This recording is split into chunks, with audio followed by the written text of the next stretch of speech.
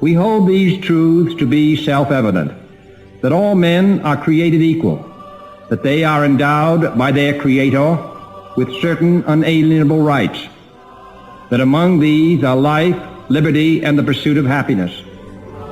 And now New Galaxy Broadcasting presents Inalienable and Free, Voice of the Coalition, a program addressing the grave challenges to human and citizen rights in America and the rest of the world. How can we, the people of Earth, take back the power and privileges granted to us by God and addressed so significantly in the Declaration of Independence? Our rights are inalienable, that is, given by God and incapable of being taken away from or given by another. These rights are the basis of liberty, the foundation of all life and happiness. The Coalition of Planetary Empowerment is an organization designed to give its members tools and information to empower them personally, in relationships and in business and employment, but also to give them a voice and the ability to help transform political and corporate governance to support the true needs and desires of people throughout the world. Inalienable and Free focuses on the need for government and corporate business interests to be responsive to the will and desire of their constituents and consumer shareholders. My name is Johnny Bluestar, host of Inalienable and Free, Voice of the Coalition. I'm broadcasting here live in American Fork, Utah, which is a wonderful place to live. Another thing that I'm doing is I'm broadcasting under the auspices of BBS Radio. And I used to be an AM talk radio host. I had many programs, and I had a live audio engineer or board op working with me. And I've been through a lot since the internet started, and I've wound up in a station which is, I don't know, it replicates all the good things about live radio broadcast from a radio studio, but it also has a sort of friendly aura. I don't know how to explain it. It's like you're on a mission here because of the nature of the other hosts that are involved and the owners of this station. So if you want to be a talk radio show host, I suggest you look at BBS Radio. Anyway, this particular program, Inalienable and Free, is part of an effort to create an organization, as mentioned before, called the Coalition of Planetary Empowerment, which in part seeks a spiritual basis for political action. The core nature of the spirituality I'm speaking of is based on the foundational assumption of the Declaration. We hold these truths to be self-evident, that all men are created equal and are endowed with certain inalienable rights, and among those are life, liberty, and the pursuit of happiness. I've talked about this a lot. There's so much in these few words. Of course, we have to ask ourselves, did Jefferson and the Founding Fathers live up to this, to these words in the founding of the American government? No. In a world of state slavery, white and male supremacy, with suffrage severely restricted, often to white property owners, we could hardly say that. But yet our Constitution moved towards that goal, at least for Americans, in our view. The idea that all men are equal is at the core of every true spiritual teaching, whatever it is called, and however priestly or political hands have tried to obscure it. These thoughts, the thoughts of equality among men, bring us directly to the subject of our show today, moving to Jerusalem, the dark, bloody shadows of peace. In our program, we apply the concept of equality of all men, and women, of course, to every world political situation. In this case, we expose why the move to Jerusalem and its choreographed signals before and after the official move are not based on a desire for peace, but rather a collaborative effort to destroy and destabilize key components of the Middle East to advance a cynical, imperialistic agenda. Very strong words, I know that. We hold governments and private political and corporate agendas responsible for this, not peace-loving Jewish or Muslim people who only want peace and safety for themselves and for the rest of the world. This program is dedicated to those peace-loving people, to those who might hear this and who need a wake-up call or might need to deepen their knowledge of the harsh reality this world presents, because it's us only, we the people, that can do anything about this. Let's look at what happened when the embassy opened in N27. On behalf of the 45th President of the United States of America, we welcome you officially and for the first time to the Embassy of the United States here in Jerusalem, the capital of Israel. Thank you. Today we follow through on this recognition and open our embassy in the historic and sacred land of Jerusalem. And we're opening it many, many years ahead of schedule. By moving our embassy to Jerusalem, we have shown the world once again that the United States can be trusted. We stand with our friends and our allies, and above all else, we've shown that the United States of America will do what's right, and so we have. Thank you, President Trump, for having the courage to keep your promises. And the truth is that Jerusalem has been and will always be the capital of the Jewish people, the capital of the Jewish state. If anyone's actually seen this is a very impressive ceremony indeed, but it's a very strange time to have it. And when you really look at it carefully, you see some other strange things, like here's a little clip about the Dallas pastor, Robert Jeffress, who gave a dedication prayer at the opening. As Dallas pastor Robert Jeffress gave a prayer at the embassy opening. He has been a staunch President Trump supporter, and this moment was no different. Our Jason Wheeler is in studio with a lot more on this tonight. Jason? Yeah, John and Izzy, and he certainly did praise the president there today when he appeared at that U.S. embassy opening. Pastor Jeffress was a controversial choice, to say the least. We'll get to more on that controversy here in just a moment. First, though, let's actually listen in to a little bit of that prayer. We see how Israel has been that blessing to the entire world through her innovations in medicine, technology, and energy. But most of all, Israel has blessed this world by pointing us to you, the one true God, through the message of her prophets, the scriptures, and the Messiah.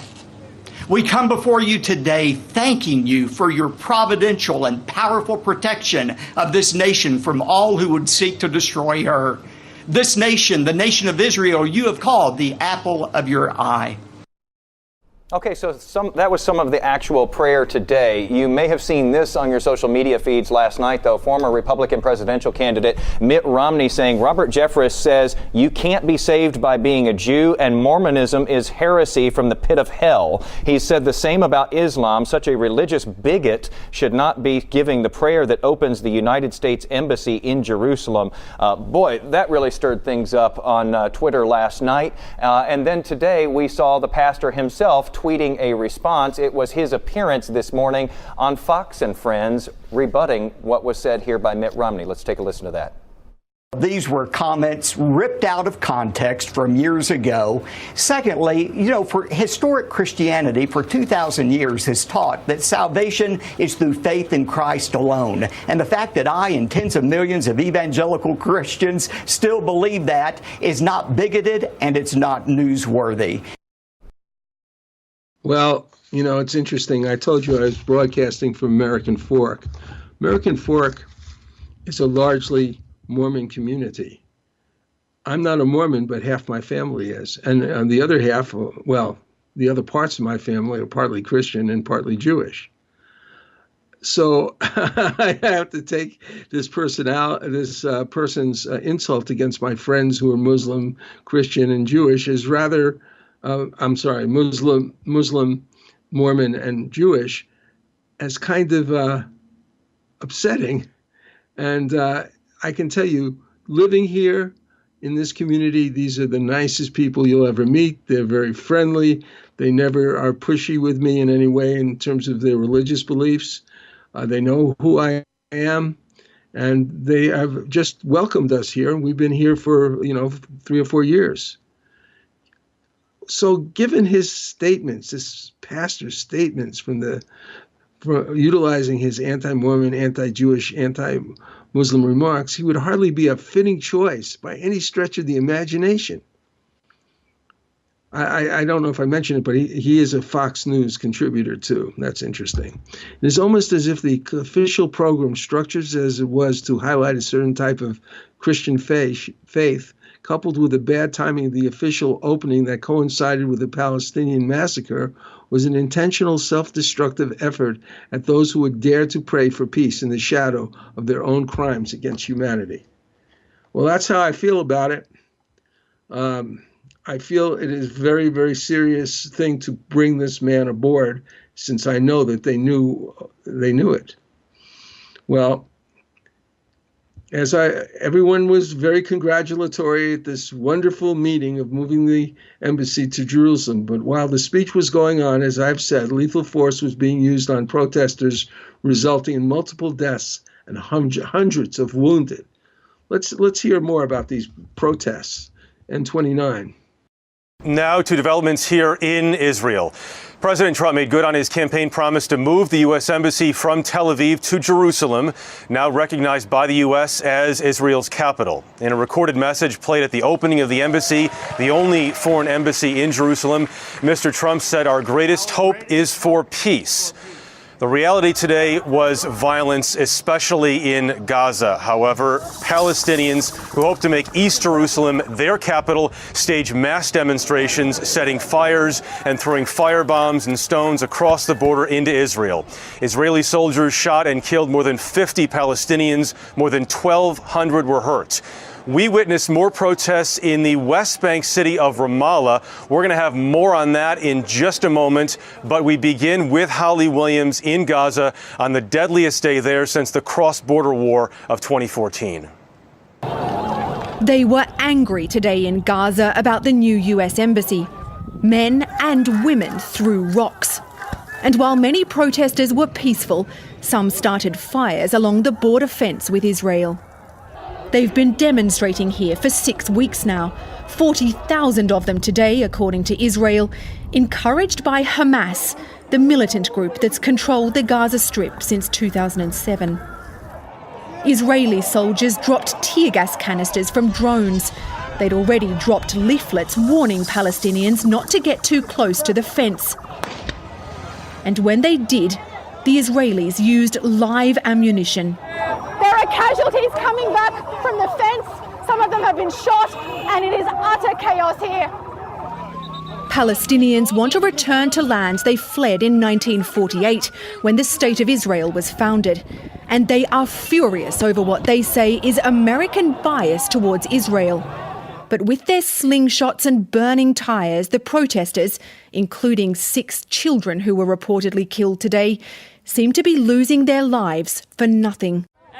But many Palestinians, like Hakam Abu Shanab, who wants to study for a master's degree, believe dancing with death is the only way to show their desperation. You have a very bright future. Are you willing to die here? Dying here is the only way, or expressing, or at least expressing our feeling to the world, show them that we are dying every day here. These protests are also fueled by economics. Gaza's been blockaded for more than 10 years now. Nearly half of young people can't find jobs, while most families depend on humanitarian aid. Holly, just incredible images from Gaza today. We should note that Turkey and South Africa have recalled their ambassadors from Israel. You've been reporting in Gaza for several days now. What is it like there tonight? Jeff, there's a lot of grief here in Gaza. They'll be burying many of their dead tomorrow. But in general, here in the Gaza Strip, most people are just trying to get on with their lives, despite frequent power cuts and shortages of the goods that they need. All right, Holly Williams for us. Holly, thank you. Let me remind you, this is a talk show. Our number is 1-888-429-5471. Please keep your questions and comments connected to the theme of the show, which is about the extraordinary things happening here in Gaza. Again, the number is 888-429-5471. Now, here's a message about how we at New Galaxy Enterprises help our clients create original television pilots, followed by a clip of a very amusing and touching song by one of the most unusual and talented singer-songwriters I know, Stephanie Slevin. This is Johnny Bluestar, CEO of New Galaxy Enterprises, a media content development company.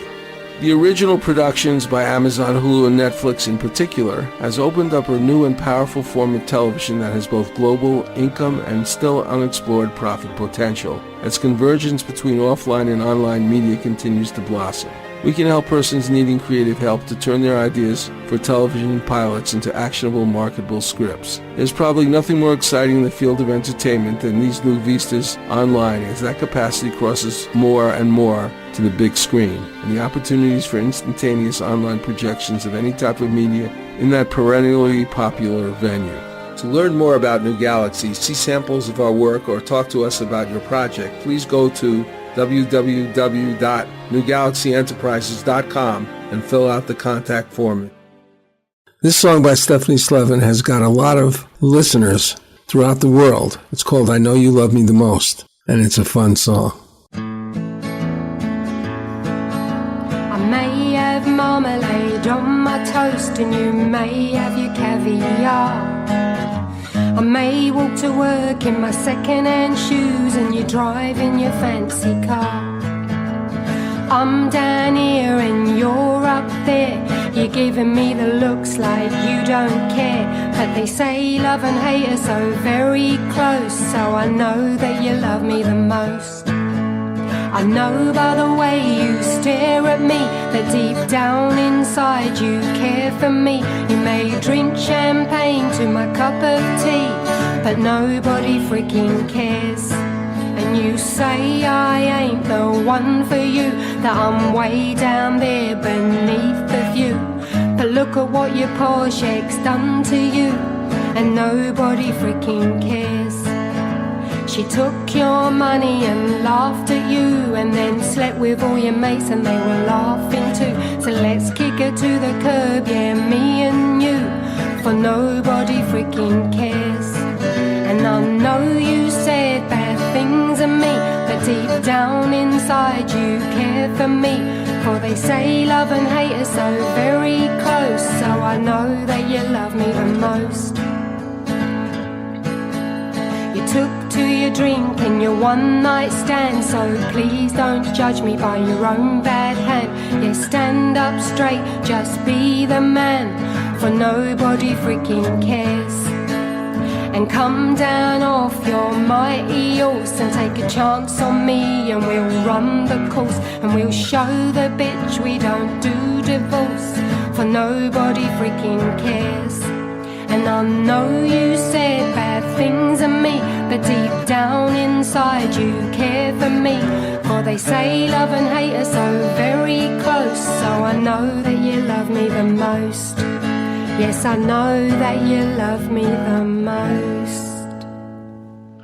That was Stephanie Slevin with a very catchy tune, and she has many dimensions in herself and in her music.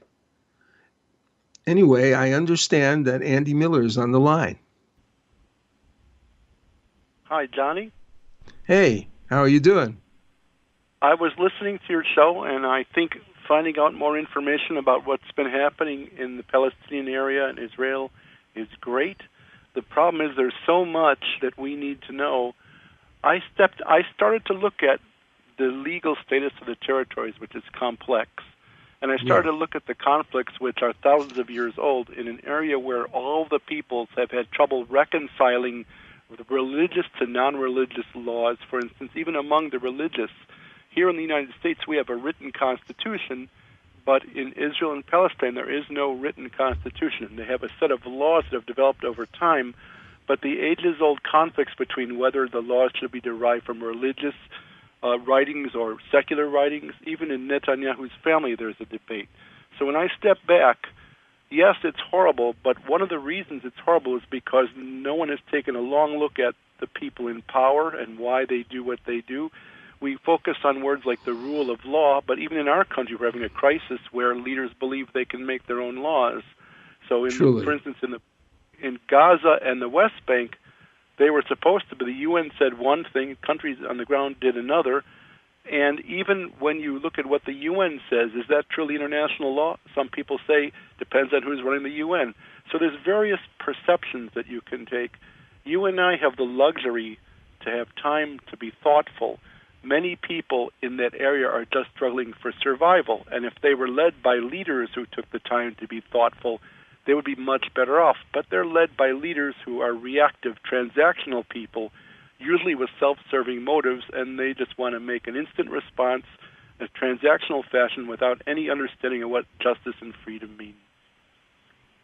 Well, I think we increasingly are having some of those leaders here too, right? We indeed, but we have one benefit they didn't. We have a concretized document. It's much harder when our leaders try and say this is our law. We have a solid document and tradition so far that our judicial system and our media, for the most part, has upheld. Although one of the problems, for instance, this time around, the media in the Arab states has been fragmented now by their leaders and some of our leaders too. So the Arab states no longer televise their perception of atrocities in Palestine, and therefore it doesn't garner world. You heard this, the clip you just played. Most Palestinians are just trying to go about their lives, and that young fellow said, we have to die because that's the only way to bring world attention to us. But if the media of the world isn't paying attention, then they're dying in vain. Yeah, well, that's definitely part of their motivation in this having this giant protest. Well, thank you, Andy. Yes, go ahead. I just want to say one last thing. Let's be careful to share the blame equally, because although Israel may be at fault for these deaths, in a way, the conditions were set up in part by people ruling Palestine, and also I understand it's difficult living in Tel Aviv and having rocket warnings every few hours or every day. I do understand that creates an atmosphere that tends to be reactive. Well, I definitely think that there is in this issue a lot of two-way problems. Of course, right now we're focusing on one of them, but we'll discuss a little bit about that, what you were talking about later on in the program. Right now, my pleasure. We just heard Prime Minister Netanyahu assert how Jerusalem was and always will be the capital of Israel. Let's hear him again right now, before the opening of the embassy, with a bit of pushback by political commentator Jake Morphonios, an articulate critic of many of Israel's disturbing actions. His claim requires research, but in the wake of all this pain that has gone on in regards to this move, perhaps an alternative voice might be useful. Let's listen to him on N30. I keep hearing people making this false claim that Jerusalem has been the capital of Israel for thousands of years. That's absolutely untrue. It's a very influential lie that has been perpetuated because not enough people take the time to question the claim and go back and put the facts together. Jerusalem has not been the capital of Israel for 3,000 years.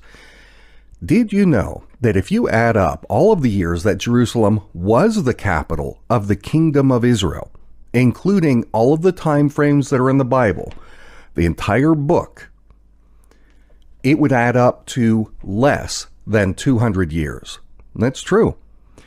Washington, D.C. has been the capital of a living nation longer than Jerusalem was the capital of ancient Israel. And that status of Jerusalem as a capital city of a nation, it ended well before Jesus Christ was even born. As someone whose family died in the Warsaw Ghetto and in Polish concentration camps, I grew up with a very positive attitude towards Israel. That is to say, I understood the desire and perhaps need for a homeland as logical and essential. I only vaguely followed the specific Palestinian question. And the Israeli-Palestinian problem in Gaza was very much in the background. But fairly recently, I looked at material based on Abby Martin's courageous visit to the area, and I was shocked and incredibly disappointed at what I saw. I remember that Jimmy Carter had written a book about this quite a few years ago, and actually there was a movie made about it.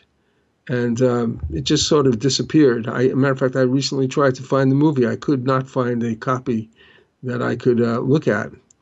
But so he was saying a long time ago that there was an apartheid situation there in Israel in regards to the Palestinians. Anyway, after Abby Martin's looking at Abby Martin stuff, subsequent research made me aware of the enormous suffering of the Palestinians dispossessed by the formation of Israel and the terrorism initiated by the Israeli side while the British mandate was still in power. Now, both sides have been involved, or people in both sides have been involved in terrorism and some pretty awful things and murder of a lot of civilians. So we are focusing right now on the Israeli situation, but it's complex. It's still complex, but it's totally wrong. That's what I think would happen here in Gaza. But let's look at a few quotes from the leaders of Israel, which I brought up in a recent program on the subject. Avigdor Lieberman, Israeli's defense minister, said in regards to Syria, "We hit nearly all the Iranian infrastructure in Syria. They need to remember the saying that if it rains on us, it'll storm on them." I hope we're finished with this episode and everyone understood. Okay, so it's a very strong eye for an eye and a tooth for a tooth. Like I like to say, maybe an eye for an eye, or maybe an eye for 7 eyes or 8 eyes, and a tooth for maybe a whole mouthful of teeth. As Netanyahu said, the international community should prevent the establishment of the Iranian Quds force in Syria. We must unite to cut off the arms of this expanding evil there and everywhere. He said, I repeat, whoever harms us, we will harm him many times over, and whoever prepares to harm us, we will act to harm him first. That's what we did and we will continue to do. That's the end of the quote.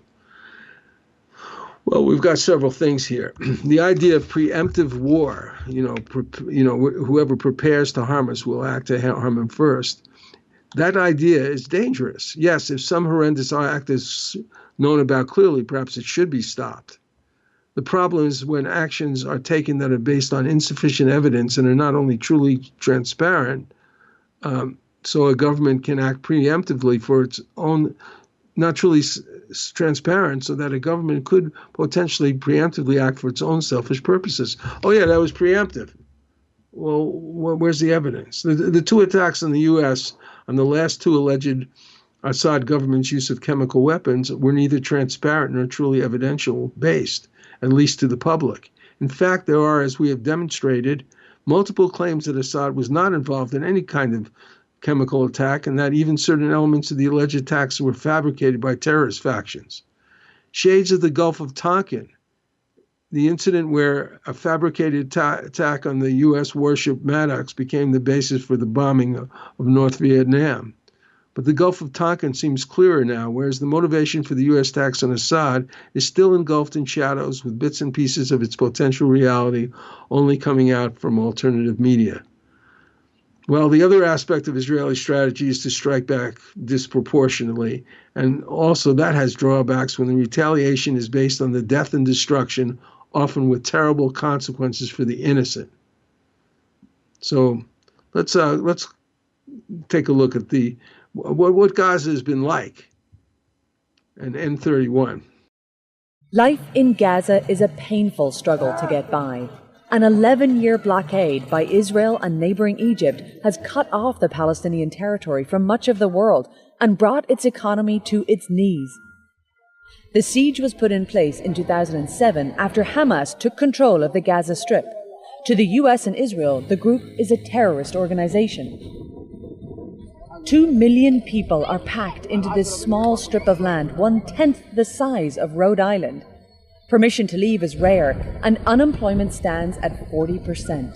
For the young generation protesting, few have any prospects for a job or a future where they can afford to raise a family. You cannot believe how is the complex and difficult life as we are now.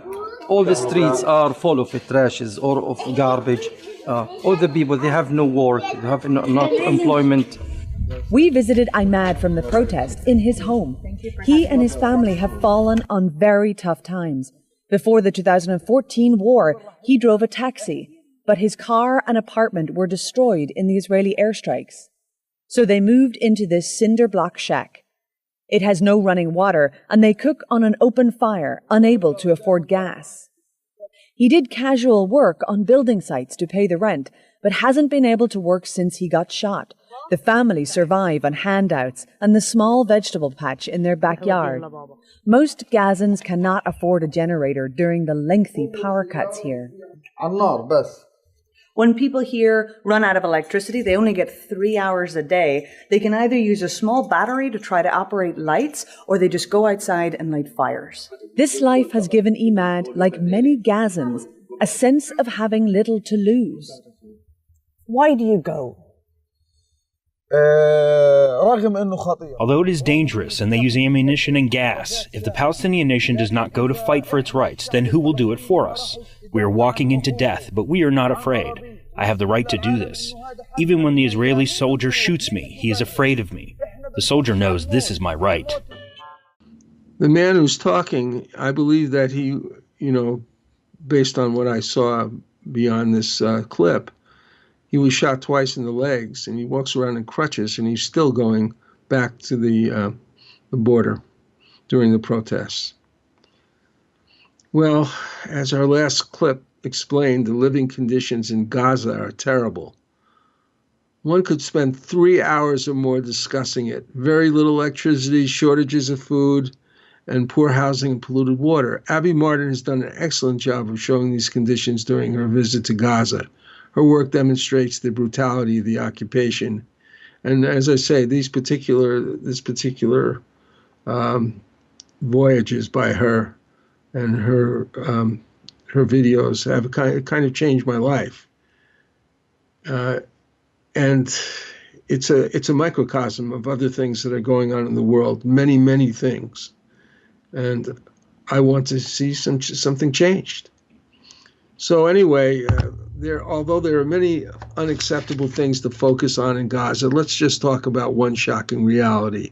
That currently 97% of the water in Gaza is polluted. One reason for this, cited by the head of the Palestinian Water Authority, Rebni al-Shaykh, is the increasing level of salt and nitrate in the water that can trigger kidney and urinary tract infections in children and pregnant women. Gaza residents almost entirely depend on groundwater, and this groundwater is currently being contaminated by the nitrates in sewage and farm fertilizer. Around 96% of the groundwater is unsafe for drinking without chemical treatment. I think it worthwhile to review how Gaza came to this point.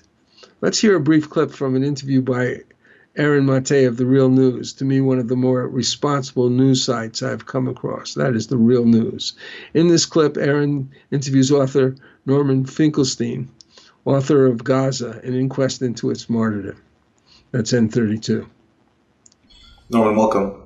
Thank you for having me. Thanks for joining us. So talk about what's at stake with the final stage of the Great March of Return. Well, I think the most important thing is to put the march in its historic context. 70 years ago, this coming May 15th, began the expulsion of Palestinians from what became the State of Israel. And so the beginning of the process, which is culminating this week, was the creation of the Palestinian refugee question. And 70% of the population of Gaza constituted by refugees and their children, who are also classified as refugees under the UN system. So the beginning of the process is expulsion. And a half century ago, Gaza came under Israeli occupation. And it was from the very beginning a very brutal occupation. The worst massacres were presided over at the time by Ariel Sharon. So now you have expulsion. On top of that, you have occupation. And then beginning in 2006, you have the siege of Gaza, the blockade, after Hamas won the parliamentary elections. Israel, followed by the US and the EU, imposed a medieval-like siege, a blockade of Gaza, which an illegal, immoral, inhuman siege of Gaza. And then you have the expulsion, the occupation, the blockade, and then on top of that, you have these periodic massacres visited on Gaza. Since 2004, there have been not one, not two, not three, not four, not five, not six, not seven, eight massacres visited on the people of Gaza. Now, when I say the people of Gaza, you have to bear in mind more than half the population are children. They're under the age of 18. So when we're talking about an inhuman blockade, when we're talking about massacres, they're being visited predominantly on children. Well, you can imagine, it's not difficult to conceive, that when you have this process of expulsion, occupation, blockade, massacre, at some point the place becomes unlivable. I don't mean unlivable in some sort of poetic sense.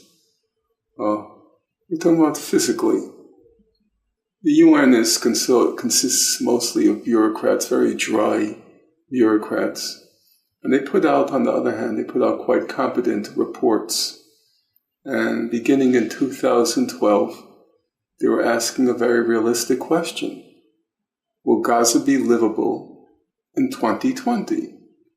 Again, physically, biologically, medically, will it be livable? It began with a question. Then in 2015, a UN agency, UNCTAD, put out a report, and it no longer had it as a question. It said on the present trajectory, Gaza will be unlivable in 2020. And then in 2017, the UN realized it had been overly sanguine, overly optimistic. They said that Gaza has crossed the threshold of unlivability a long time ago. Well, I don't know. I'm going to ask you guys out there, if you're interested in talking about this, give us a call. This is a talk show. We've already heard from Annie Miller today. We'd like to hear from you.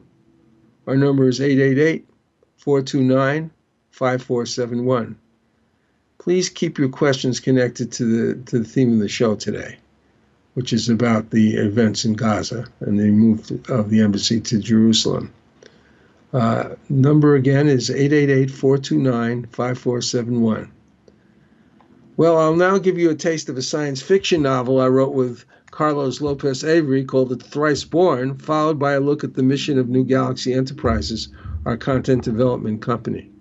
It is the 15th century. El Tesoro de Cielo, a Spanish treasure ship, sends a scouting expedition to a strange island. Golden statues surrounding them prove the enormity of their find. Suddenly, hordes of ghoulish creatures with scaly green flesh and skeletal wings descend upon them from the sky. What do you think of this, Rufio? These creatures are fragile, Captain. We can take them with our swords. They seem supernatural. Who knows what powers they possess? Fallen angels, weakened by their treason. My God! Are you saying they're Nephilim, the devil's host? I'm saying, whatever they are, we can take them. Do any of you cowards dare join me? Up against sharp knife-like nails and hideous fangs, the men's swords rip into slimy green flesh. Though black blood pours copiously from their half-naked bodies, the creatures miraculously persist. Can the crew survive this bloody, cursed battle? Find out more by Googling The Thrice Born, a new sci-fi supernatural novel by Carlos Lopez Avery and Johnny Bluestar. Google with the words Carlos Johnny Kendall, The Thrice Born. That's Carlos Johnny Kendall, The Thrice Born. My company, New Galaxy Enterprises, is a California corporation specializing in the creation of media and promotional content. We are focused on original, innovative projects that are good for humanity. These projects could be nonfiction books or novels, fictional screenplays or documentary content, websites and website content, commercial advertising content for print, audio, or video products on the internet, television, or radio, musical scores for advertising, television or film, video, audio editing, etc. We want to promote products and projects that support the environment, encourage a healthy experience in living, developing, nurturing, and useful technology, and offering platforms for positive, socially constructive entertainment or informative, transformative media. Our experience in creating a variety of products like this is rather vast, and we offer client-based and collaborative products, as well as the opportunity of active investors to join us in the creation and promotion of proprietary products, some of which are in latter stages of development. For more information, go to www.newgalaxyenterprises.com. That's www.newgalaxyenterprises.com. If you're interested in talking to us, just fill out the contact sheet and we will get back with you. The 70th anniversary of the birth of Israel. This was supposed to be a gala event with the Trump organization frequently downsizing concerns about the Palestinian reaction. Yet it turned out to be on the very day that the Israeli Defense Forces decided to rain death and destruction on Palestinians participating in the March of Return near the Gaza-Israeli border. Following that gruesome event, the next day a Security Council meeting was called. We're now going to quote from a CBS News report. Haley placed all blame, that's our distinguished ambassador to the UN, Nikki Haley. Haley placed all blame for the conditions of the conflict with Hamas after more than 50 Palestinians were killed by Israeli fire at the Gaza border following the U.S. Embassy move to Jerusalem that was celebrated on Monday. And of course, there were hundreds of people wounded very terribly sometimes. Haley laid blame for Monday's violence of the Hamas extremists who rule Gaza and says it had nothing to do with the opening of the embassy, a move that infuriated Palestinians. She said at the UN, I asked my colleagues here in the Security Council, who among us would accept this type of activity on your border? No one would, Haley said. No country in this chamber would act with more restraint than Israel has. In fact, the records of several countries here suggest that would be much less restrained. Moving the U.S. Embassy to Jerusalem was the right thing to do, Haley added. It reflects the will of the American people. It reflects our sovereign right to decide the location of our embassy. A right that everyone in this room claims for their own country. Immediately moving out of our embassy to Jerusalem also reflects the reality that Jerusalem is the capital of Israel. It has served as Israel's capital since the founding of the state. It is the ancient capital of the Jewish people. There is no plausible peace agreement under which Jerusalem would no longer remain the capital of Israel. Recognizing this reality makes peace more achievable, not less. Haley walked out of the meeting when the Palestinian envoy began speaking, a symbolic gesture. The United States used its veto to block any investigation, as it did to block the investigation into a U.S. chemical attacks on Syria. Well, this is all very interesting. What I'd like to do now is play something that our ex-Secretary of State, Tillerson, actually said at a meeting of the university at it's the VMI commencement. It's extremely interesting because although I thought that it was kind of peculiar the way he was treated by Trump, he was always striving to actually do his job as a diplomat. And now I think he's free of that restraint that he was under all the time. He said this. A responsibility of every American citizen to each other is to preserve and protect our freedom by recognizing what truth is and is not, what a fact is and is not, and begin by holding ourselves accountable to truthfulness and demand our pursuit of America's future be fact-based, not based on wishful thinking, not hoped-for outcomes made in shallow promises, but with a clear-eyed view of the facts as they are and guided by the truth that will set us free to seek solutions to our most daunting challenges. It is also that foundational commitment to truth and facts that binds us to other like-minded democratic nations, that we Americans will always deal with them from the same set of truths and facts. And it is truth that says to our adversaries, we say what we mean, and we mean what we say. When we as people, a free people, go wobbly on the truth, even on what may seem the most trivial of matters, we go wobbly on America. If we do not, as Americans, confront the crisis of ethics and integrity in our society and among our leaders in both public and private sector, and regrettably at times even the nonprofit sector, then American democracy as we know it is entering its twilight years. Well, I think perhaps listening to that wonderful expression, seek the truth and the truth will set you free, is what he had begun with actually before that clip. We know that what we're involved in terms of geopolitical situations involves a lot of deception, a lot of very strange things. And this Gaza incident with the claim that Israel showed such great restraint and Hamas was responsible, there's a lot of questions there. We have Lynn on the phone. How are you doing, Lynn? Hi, Johnny. Well, I'm really, I want to bring up today how important it is for people to, get the truth about what's going on.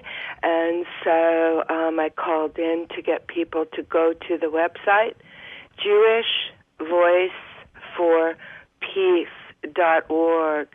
And I feel in my heart that it's a very, very critical website and group connections that will be help save the planet, actually, in a way that is bringing in a new paradigm of systems and structures and geopolitical and economic programs. And they are getting together, and please go to jewishvoiceforpeace.org. And there's 6 different, they're Jewish Voice for Peace. It's a national member-driven organization dedicated to a U.S. foreign policy based on peace, human rights, and respect for international law. And the power and the understanding of what was supposed to truly happen in the Middle East, of course, got obfuscated and moved, and the warring, drugging, jailing paradigm of programs on the planet have to be shifted, and it's time. So this jewishvoiceforpeace.org, there's a great group of different people. Palestinians are gathering with them. There's 6 things to know about what they're calling the hashtag Great Return March. Did you already talk about that earlier? No, I didn't talk about the organization. I mean, it's true that Jewish people throughout the world, not all of them are on the side of Israel in this Gaza thing. And these people, I've looked at their site, and they're very disturbed about what's happening in Gaza. They don't agree with it at all. So, no, I know. And there's 2 other ones, too, for people, because the more the churches and the Jewish groups, there's 2 other huge Jewish groups. And it's Catastrophe, it's the spiritualprogressives.org, and then also too it's the Tikkun, Tikkun, with Rabbi Lerner, and they're all trying. I feel like when you talk about the coalitions, how important it is to get these different peace coalitions that actually have the heart and soul and the best interest of human rights and bringing in, a new systems change that is not spiritual, it's not loving, and it's definitely not Christian, Jewish, or Muslim, or Hindu, or Buddhist in nature at all.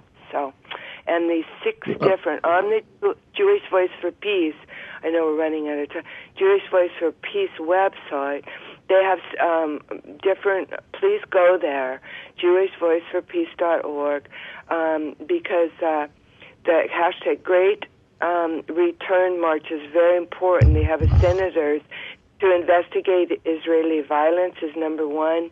Then they go in to tell Starbucks to drop the ADL.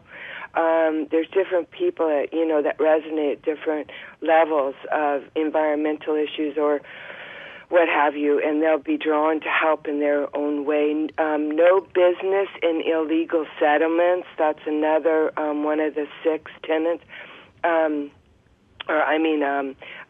Actual legal stance that they're taking.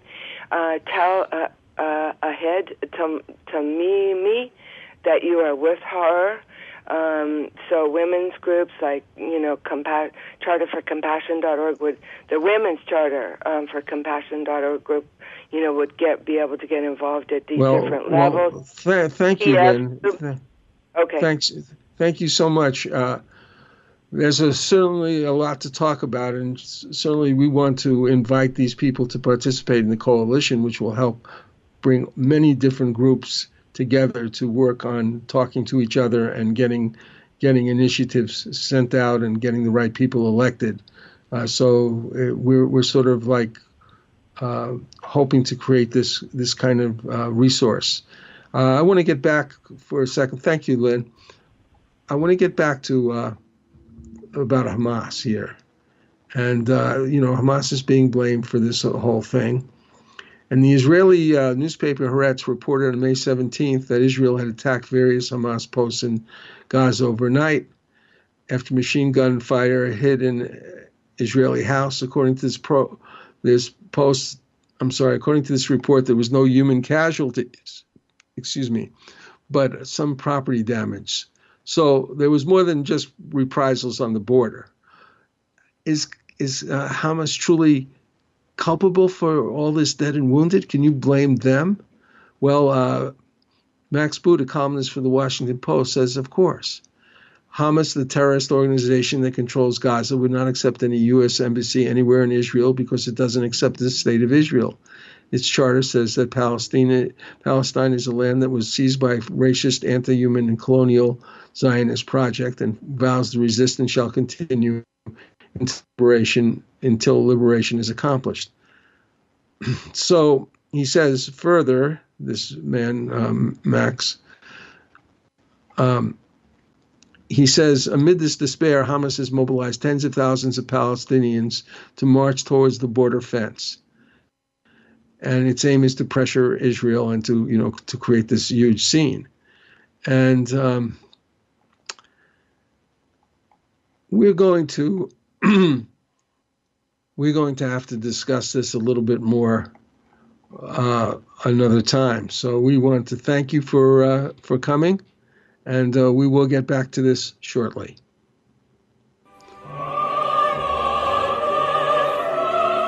Thanks for joining Dr. Rodier and I on Inalienable and Free, Voice of the Coalition. As we go about developing our new organization, the Coalition for Planetary Empowerment, we hope you will consider the importance of taking part in the electoral processes of your government and asserting the rights you have to vote for the companies you respect and love by casting your ballot as a shareholder or as a consumer with what you buy. We hope soon to make this possible through a social network responsive to your needs to dialogue about your rights as a citizen, but also to be able to effectively act in concert with like-minded colleagues to find representatives of government and business executives who will hear your voice and appreciate your message. See you soon.